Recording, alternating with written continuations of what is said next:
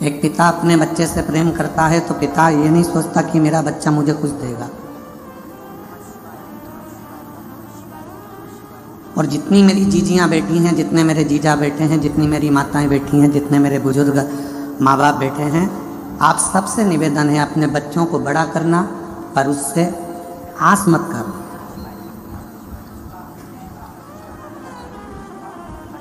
बच्चों को बड़ा करो पर बच्चों से आस मत करो। जिसने आस करी उसने दुनिया में बहुत धोखा खाया। कई माताओं की आस रहती है मेरी बहू आएगी गरम रोटी देगी, बहू आएगी गरम भोजन देगी, बहू आएगी मुझे पाँव पड़ेगी, बहू आएगी मेरा सम्मान करेगी। और मालूम पड़े चंद्र घंटा आ गई तो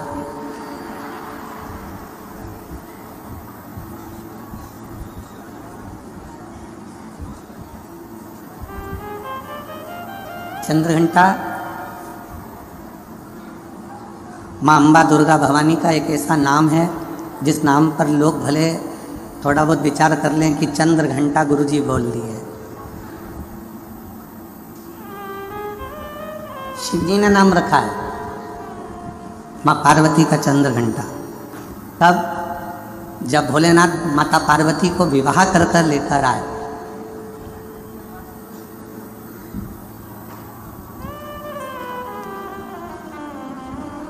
चारों तरफ तारकासुर के आतंक फैला हुआ था।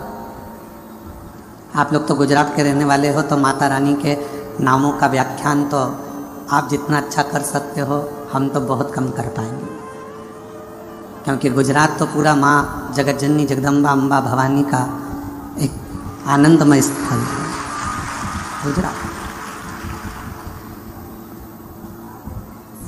तो आप लोगों को तो ज़्यादा मालूम होगा कि माँ चंद्र घंटा का नाम चंद्र घंटा कैसे पड़ा। चारों तरफ तारकासुर के असुरों का आतंक फैला और शिवजी पार्वती जी के साथ विवाह कर लिए। और विवाह कर कर बाबा भोलेनाथ पार्वती जी को लेकर जब कैलाश पर पहुँचे, कोई उधर बैठकर भोजन कर रहा था शिवगण, कोई उधर बैठकर खा पी कर पड़ा हुआ था, कोई शिवगण अपने पूरे शरीर को नोच रहा था, कोई शिवगण उछल रहा था। पूरे कैलाश पर भगवान शंकर के गणों ने अपना पूरा जमा कर रखा था, आड़ा टेढ़ा। कुछ बर्तन उधर पड़े हैं, सोने का उधर पड़ा है, आसन उधर पड़ा है, सब सामान यहाँ वहाँ पड़ा था। और भोजन भी कोई एक गण लेकर आता या बनाता तो सब आपस में झगड़ा कर कर उस भोजन को ग्रहण करते।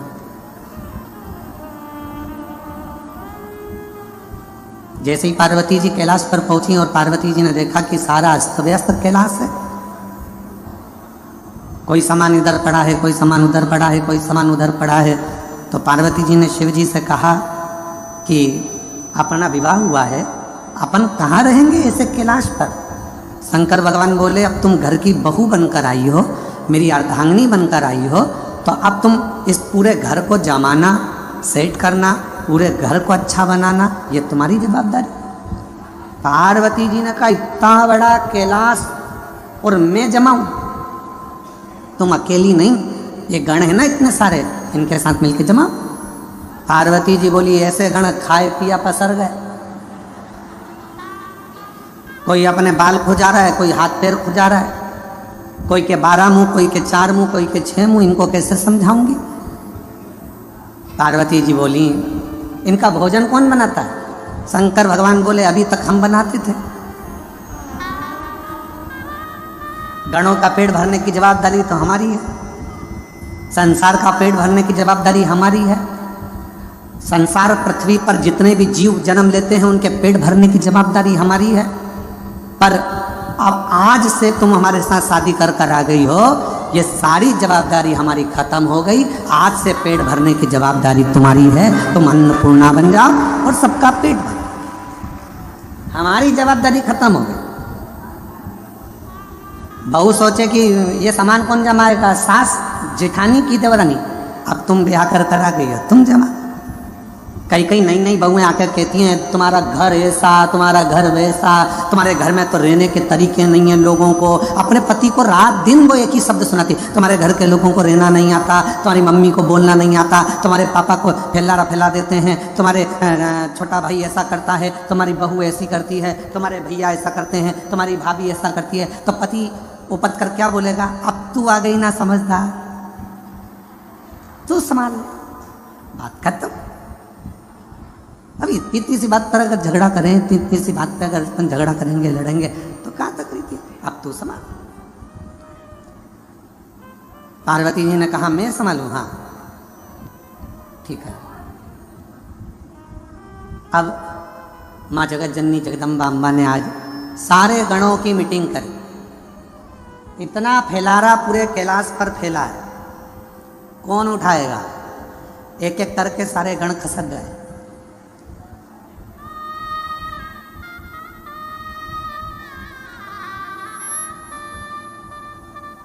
कौन उठाएगा, कोई नहीं। पार्वती जी ने शिव जी से कहा, वो तो सब चले गए। शंकर भगवान ने फिर डमरू बजाया, सबको बुलाया। पार्वती जी ने पूछा, ये भूख लगी है सबको, हाँ। भोजन करोगे सब, हाँ। अब सबने हाँ भर दी।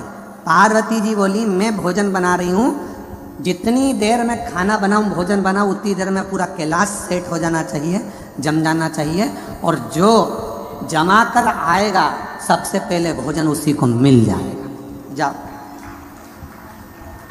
सब पहुंच गए, सबने सामान जमाना प्रारंभ कर दिया। कोई झाड़ू लगाए, कोई बुआरी लगाए, कोई तोरण बांधे, कोई मंडप बांधे, कोई कुछ करे, कोई कुछ करे, सब करे। एक गण आया, मां भोजन। पार्वती जी बोली चिंता मत करो,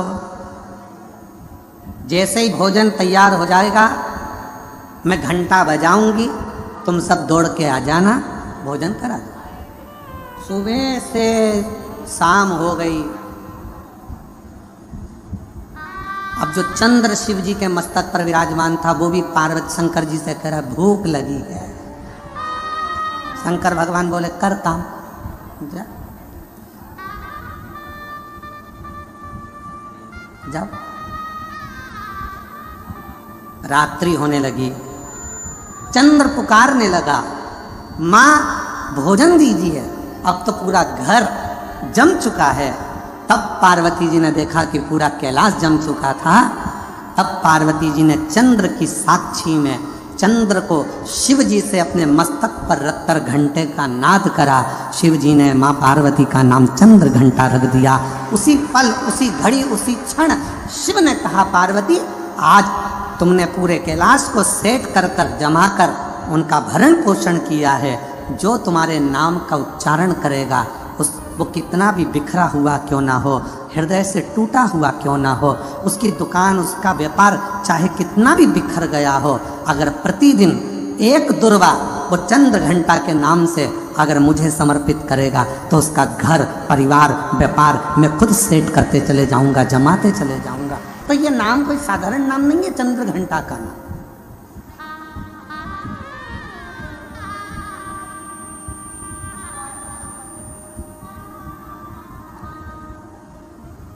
आस लगाना छोड़ो। शिव महापुराण की कथा में लिखा है कि शिव पुराण कभी नहीं कहती कि तुम संत बनो, साधु बनो, तुम तपस्वी बनो, या कहीं वन जाके बैठ जाओ, नदी के तट पर जाकर बैठ जाओ, या तुम किसी एकांत में जाकर बैठ जाओ। शिव पुराण तो कहती है कि शंकर भगवान गृहस्थी हैं। शंकर भगवान का पूरा परिवार है, भगवान शंकर गृहस्थी हैं, पूरे परिवार के साथ भोलेनाथ जी रहते हैं। पत्नी भी साथ, बेटे भी साथ, बेटे की बहुएं भी साथ, बेटे बेटियां, दामाद, नाती, पंती, पोते सब शिव जी के साथ रहते हैं। 33 कोटि देवता में केवल एक देव ऐसे हैं, देवादिदेव महादेव, जो अकेले नहीं रहते, सारे परिवार के साथ रहते, पूरे परिवार। और आप खुद देखो मंदिर में जाके, धर्मपत्नी, पुत्र गणेश, कार्तिकेय, अशोक सुंदरी, जया, विषहरा, शामलीवारी, गौतली, देव, नंदी, सब साथ में। और यहां तक शिव जी के परिवार में पुत्रों की बहुएं भी, रिद्धि और सिद्धि भी साथ में रहे, वो भी साथ।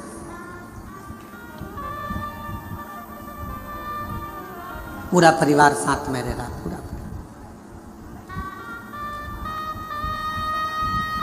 और किसी 33 कोटि देवता में एक देवता का नाम बता दो जो पूरे परिवार के साथ रह रहा हो, जिनके बच्चे भी साथ में रह रहे हो, पोता पोती भी साथ रह रहे हो, रिश्तेदार भी साथ रह रहे हो।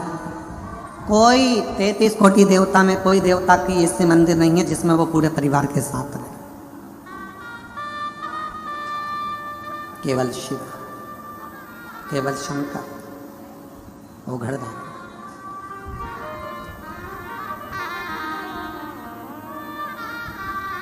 क्यों? एक बार माता लक्ष्मी जी ने भी भगवान विष्णु से पूछ लिया था कि शिव जी का पूरा परिवार एक साथ में है, शंकर भगवान का पूरा परिवार एक साथ में है, ये क्यों? भगवान नारायण ने माता लक्ष्मी से, विष्णु पुराण में वर्णन आता है कि लक्ष्मी को माता भगवान नारायण ने कहा था, सुनो लक्ष्मी, भगवान का पूरा परिवार एक ही मंदिर में इसलिए दर्शन देता है, शिव जी का परिवार कहता है, शिव महापुराण की कथा कहती है लक्ष्मी कि जब घर का कोई एक व्यक्ति भी अगर शंकर के शिवलिंग पर जल चढ़ाता है तो उसके घर में रहने वाला छोटे से छोटा बच्चा हो, चाहे बूढ़े से बूढ़ा व्यक्ति हो, वो चढ़ाए गए जल का फल पूरे खानदान को मिल जाता है, पूरे परिवार को मिल जाता है,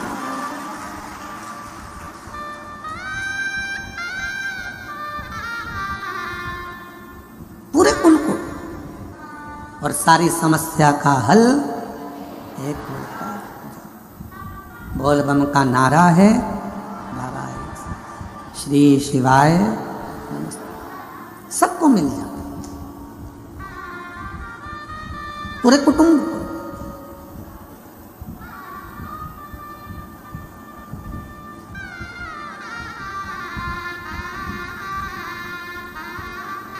और तेरी कृपा बिना न हिले एक भी अणु, लेते हैं सांस तेरी कृपा से तनु तनु, बता क्या करूं मैं राखों के ढेर का, चपटी भभूत में है खजाना कुबेर का, गंगाधार मुक्ति द्वार ओंकार तू, ओंकार तू, आयो शरण तिहारी, शंभु तार तार तू, बखान क्या करूं मैं राखों के ढेर का, चपटी भभूत में खजाना कुबेर का, गंगाधार मुक्ति द्वार ओंकार तू, भोले ओंकार तू, आयो शरण तिहारी, शंभु तार तार तू।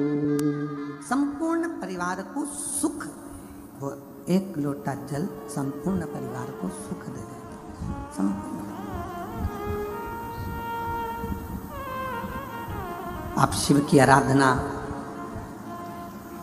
तो शिव पुराण कर रही है, संत बनना सरल है, साधु बनना सरल है, तपस्वी बनना सरल है, पर घर में रहकर एक अच्छा व्यक्ति बनना, अच्छा गृहस्थी बनना, ये कठिन, ये दुनिया का सबसे कठिन काम।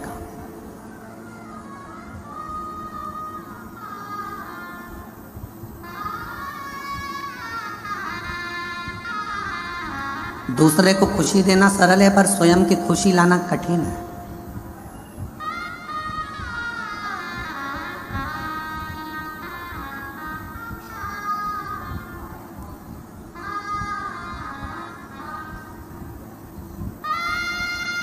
अपने चेहरे की प्रसन्नता जब समाप्त होती चली जाती है तो व्यक्ति अपने आप बूढ़ा होते चले जाता है।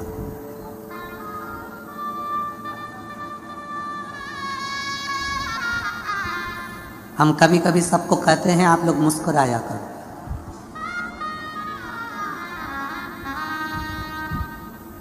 अपने घर में भी रहो तो इससे रहो कि मुस्कुराते रहो।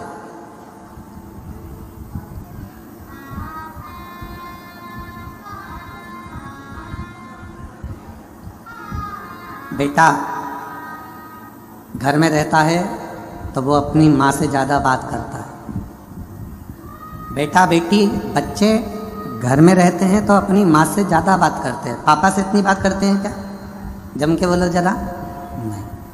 बच्चे बाहर चले जाते हैं, फ़ोन पे बात करते हैं तो मम्मी से ही ज़्यादा बात करते हैं, माँ से ज़्यादा बात करते हैं, पापा से नहीं,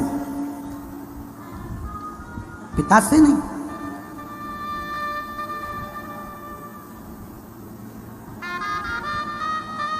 माँ से बात चल रही है और पिताजी पास में अपनी धर्म पत्नी के पास में बैठे हैं, वो माँ से बात कर रहा है। सारी स्टोरी सुना रहा है अपनी मम्मी को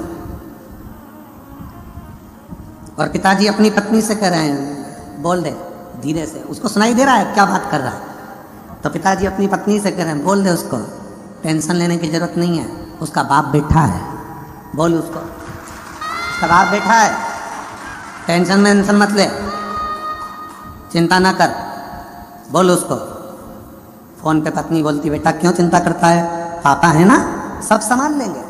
कई लोग कहते हैं शंकर भगवान आग बंद करके बैठे रहते हैं, शिवजी मौन होकर बैठे रहते हैं। क्यों?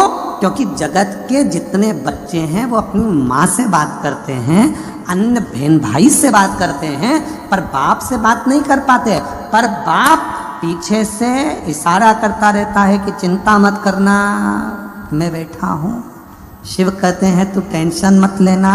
मन के अंदर एक बात संभाल के रखना कि जगत में जब तू पैदा हुआ, पैदा होने के समय पर जब माता के गर्भ से तेरा जन्म हो गया, उस समय से जिस दिन तू मरेगा उस दिन तक तू मेरी औलाद है और मैं तुझे संभालूंगा।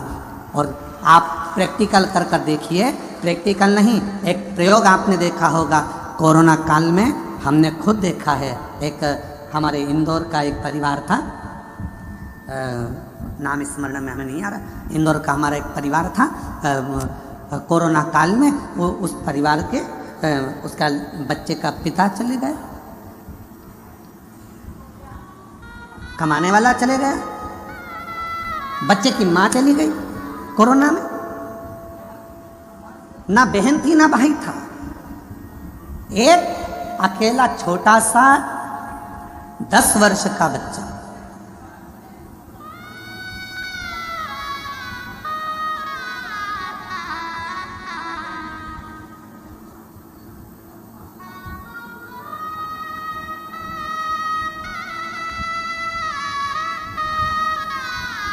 गए मिलने के लिए, बच्चा जितने मिलने वाले उनके रिश्तेदार थे, या अनाथ हो गया, अनाथ है, अनाथ है, अनाथ है। हमने कहा चिंता मत करो, 13 दिन पूरे होने दो, विश्वनाथ है, ये अनाथ नहीं है, विश्वनाथ, वो विश्वनाथ संभाले। कई अच्छे अच्छे परिवार के लोग एकत्रित हुए, सब ने कह दिया इस बच्चे को हम पढ़ा लेंगे। हम एक निर्णय लिया गया, आज वो बच्चा अच्छे स्कूल में पढ़ रहा है, अच्छी एजुकेशन कर रहा है और पढ़ने में भी होशियार। कौन संभाल रहा है? दादी को लगता है कि दादी सोचती है कि मैं परिवार को संभाल रही हूँ, बहू सोचती है मैं घर चला रही हूँ, बेटा सोचता है अगर मैं दुकान नहीं जाऊँगा तो घर नहीं चलेगा, बेटे को लगता है मैं फैक्ट्री नहीं जाऊँगा तो फैक्ट्री नहीं चलेगी, किसी व्यक्ति को लगता है कि मैं काम नहीं करूँगा तो ये काम ही नहीं होगा, मैं करूँगा तो होगा। अंदाजा निकाल दीजिए अपनी बुद्धि में से कि तुम कर रहे हो। जिस दिन तुम्हारी श्वास बंद हो जाएगी, 100 पड़ा रहेगा, उस दिन भी तेरा घर चलेगा, उस दिन भी फैक्ट्री चलेगी, उस दिन भी दुकान चलेगी, उस दिन भी व्यापार चलेगा। जिस दिन तू चला भी जाएगा उस दिन भी चलेगा। क्यों? क्योंकि उसने जितना तेरे ललाट पर लिख कर रखा है। घर में 10 लोग रहते हैं तो 10 का भाग्य रहता है, घर में 4 लोग रहते हैं 4 का भाग्य रहता है। याद रखना, सामूहिक परिवार में रहने का हमारा सनातन धर्म कहता है कि परिवार को जोड़कर चलो। क्यों कहते हैं? इसमें परिवार का हित नहीं, तुम्हारा हित है। क्यों? अगर परिवार में चाचा जी हैं, ताऊ जी हैं, ताई जी हैं, जितने परिवार के सदस्य हैं, सबके भाग्य की लक्ष्मी, अगर एक का भाग्य सही नहीं है तो दूसरे का भाग्य तो अच्छा होगा। दूसरे का भाग्य ठीक नहीं है तो किसी तीसरे का तो भाग्य अच्छा होगा। तीसरे का भाग्य भी ठीक नहीं है तो किसी चौथे का भाग्य तो अच्छा होगा। उसी तरह से जैसे किसी एक का भाग्य भी अगर अच्छा है तो घर में बरकत बनी रहती है। जब हम सोचते हैं कि मैं कमा रहा हूँ, मेरी पत्नी कमा रही है, मेरे 2 बच्चे हैं, मैं लेकर अलग हो जाऊँ, अलग होकर देखना कि कितनी समस्याएं सामने खड़ी होती है। फिर कितने के भाग्य का रह गया? 4 के भाग्य की लक्ष्मी रह गई। एक तेरे, एक तेरी पत्नी, एक तेरा बेटा, एक तेरी बेटी, बस इन्हीं के भाग्य का जितना आएगा आएगा। तो उस लक्ष्मी में कितना करोगे? एक फ्लैट, एक गाड़ी, एक मोबाइल, गैस की टंकी, बिजली का बिल, बस इतना मैनेज करते जाओगे। पर यदि सामूहिक परिवार में रहते 10 जगह के भाग्य की लक्ष्मी आती तो तुम्हें खर्च नहीं करना पड़ता। जो गैस की टंकी में, बिजली के बिल में और गाड़ी में लगा रहे हो वो तो तुम्हारा सेफ होते चले जाता। पर तुम समझे ही नहीं। तुमने तो सोचा मेरी पत्नी का भाग्य, तुमने सोचा मेरा भाग्य, तुमने सोचा मेरे बेटे का भाग्य, तुमने सोचा मेरी बेटी का भाग्य है। तुम उस परिवार से टूट गए, दूर चले गए, अपना सोचकर कि मैं करूंगा जो होगा, मेरे कहने पे चलो। यही नहीं हो सकता, हो नहीं सकता। यीशु महापुराण की कथा यदि है सब मिलकर करा रहे हैं तो कोई व्यक्ति ये ना सोचे कि मैं करा रहा हूं। जिस दिन मैं का शब्द आ गया तो कार्यक्रम बिगड़ना चालू हो जाता है, और जिस दिन सब मिलकर करा रहे हैं तो कार्यक्रम की सफलता हो जाती है। मैं नहीं, तुम सब हो, तुम सब। वो एक लाइन एक गीत की है, पुराने गीत की, तुम जैसे दोस्तों का सहारा है, तुम जैसे दोस्तों का,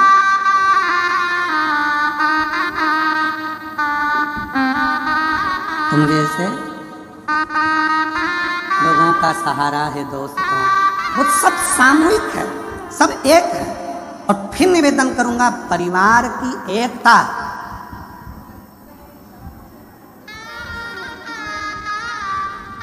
घर की फूट और जगत की लूट, याद रखना।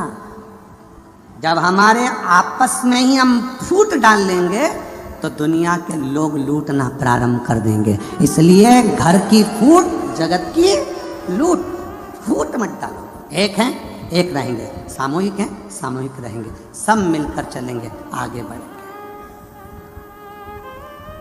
सब।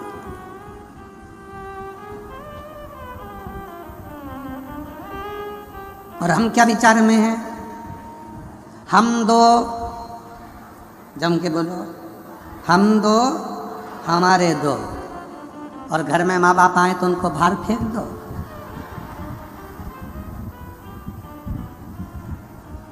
कोई तुम्हारे घर में आया तो उसको बाहर फेंक दो? नहीं, सब मेरे हैं। जितना बन सकता है सामूहिकता में रहने का प्रयास करो।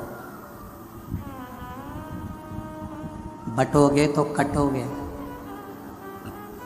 एकजुट होकर रहोगे तो जिंदगी के हर पहलू में, हर पहलू कौन नहीं देता। पर जितनी मेरी जीजियां बैठी हैं, जितने मेरे जीजा बैठे हैं, जितनी मेरी बेटियां बैठी हैं, जितने मेरे बेटा बैठे हैं, जितने बुजुर्ग माँ बाप बैठे हैं, आज एक बात याद कर कर जाना, तुम किसी से आस लगाना छोड़ दो। आज से नियम ले लो कि मैं अगर आस लगाऊंगी तो मेरे भोले नाथ से लगाऊंगी, बाकी के किसी से नहीं लगाऊंगी। क्यों? हम जिससे आस लगाते हैं वो आस एक ना एक दिन टूटती।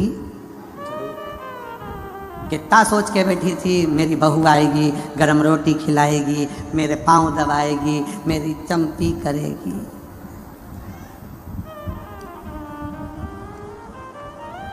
ठंड में सरसों का तेल मलेगी।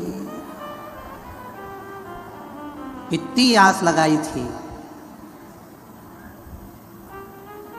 पहले आस लगाई थी भगवान एक लड़का दे दे, भगवान एक लड़का दे दे, और मालूम पड़े लड़की हो गई तो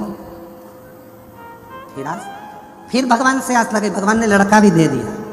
आस लगी फिर लड़का बड़ा होगा, शादी करूंगी, बहू आएगी, और बहू आई आई, ऐसा नहीं है कि नहीं आई, आई।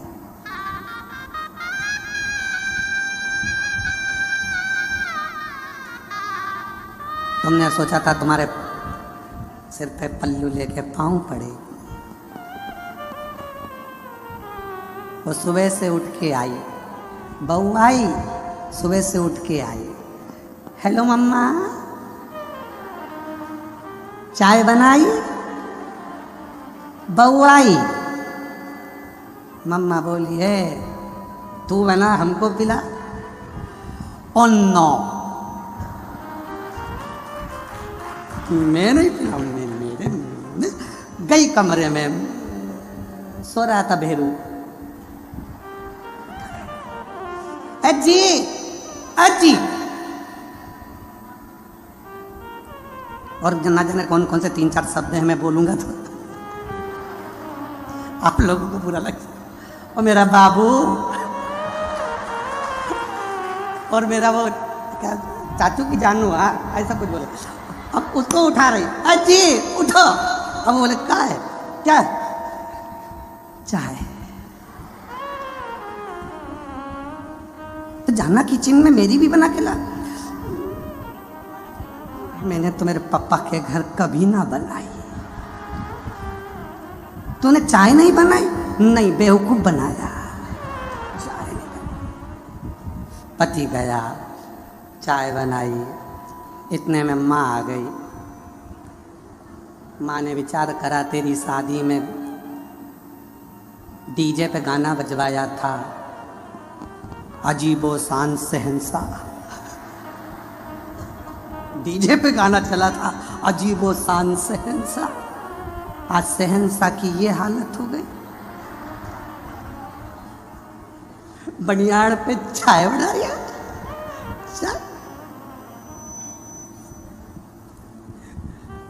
माँ ने कहा चल हट में चाय बनाती हो, किसी को दया नहीं आती, पर वो बुजुर्ग माँ हर जगह पर अपने बेटे के लिए खड़ी हो जाती है, वो अपने बेटे के लिए हर जगह पर खड़ी, किसी को ला मैं बना देती, आज छोड़ दो,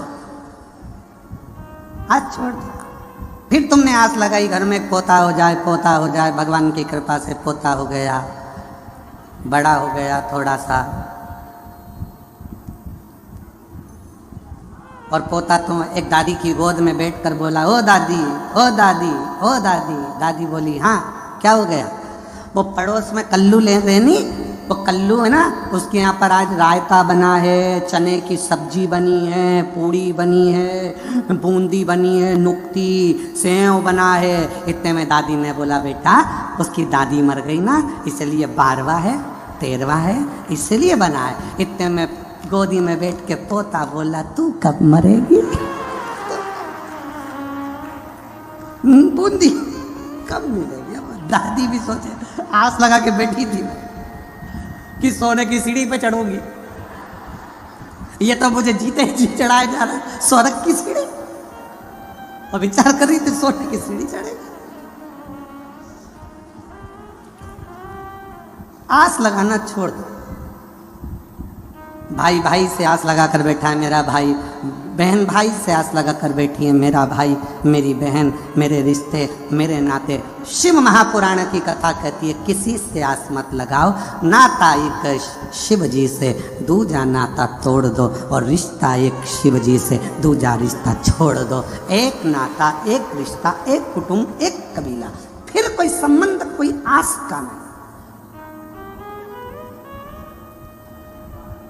कथा में भी आओ तो आस लगा कर मत आना, कथा में आओ तो आस लगा कर मत आना, मैं जा रही हूं आगे बैठूंगी, आस लगा